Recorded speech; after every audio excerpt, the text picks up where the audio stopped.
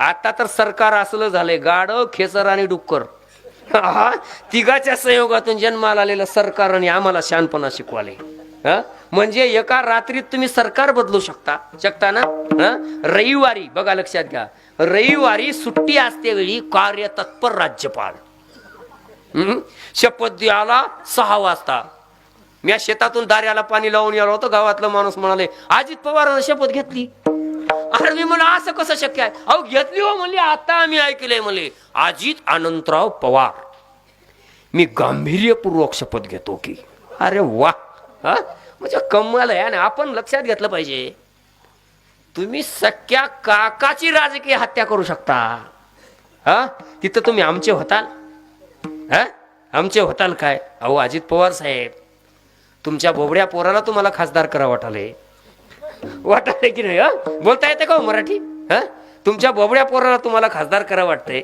आमचं पोरग क्वालिटीचं असून अर्ध्या मार्कानं घरी येते. आम्हाला काही वेदना होत असतील की नाही? आम्हाला काही वेदना होत असतील ना? 6 वर्षापूर्वी माझा मुलगा 1 मार्कानं गेलाय, तहसीलदार पदावर राहिला असता. काही वाटत असेल ना मला? 60 लाख रुपये शिक्षणासाठी घातलेत. जर मी ओबीसी प्रवर्गात असतो तर माझे 30 लाख रुपये वाचले असते एका कुटुंबातले. तुम्हाला आरक्षणाचा हिशोब सांगायचा आहे काय? आम्हाला आता सांगितलं जातंय की आरक्षण मिळालं म्हणजे काय नोकऱ्या लागतात का? आम्हाला अक्कल आहे तेवढी. नोकऱ्या लागत नाहीत आम्हाला माहित आहे, पण नोकरी लागण्यासाठी जे शिक्षण लागते ना, ते आरक्षणामुळे मिळते. सांगाले आम्हाला तुम्ही उद्योग करा, व्यवसाय करा. कळतंय आम्हाला. उद्योग आणि व्यवसाय करायला पहिल्यांदा शिकावं लागतंय, आणि शिक्षणाची संधी उपलब्ध करून देण्यासाठी आरक्षण आहे. आम्हाला जास्त शिकू नका आता. आणि आमचं म्हणणं आहे, अर्थमंत्र्याच्या दारात हे लोक सांगतात 50 कोटी निधी आणलो, 100 कोटी निधी आणलो.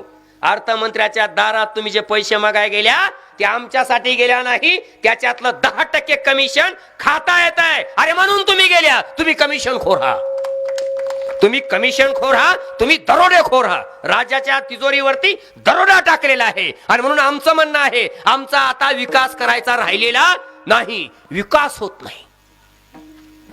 आम्ही तिकडे काय गेलो, इकडे विकास होत नाही ना. आणि ते फडणवीस साहेब सांगाले पहिल्याच्या सरकारने घेतला. अरे पहिल्याच्या सरकार मधलं तुझ्या मांडीला मांडी लावून आहे ना, विचार की त्याला. अरे काय सांगावं, कधी कधी राग येत आहे.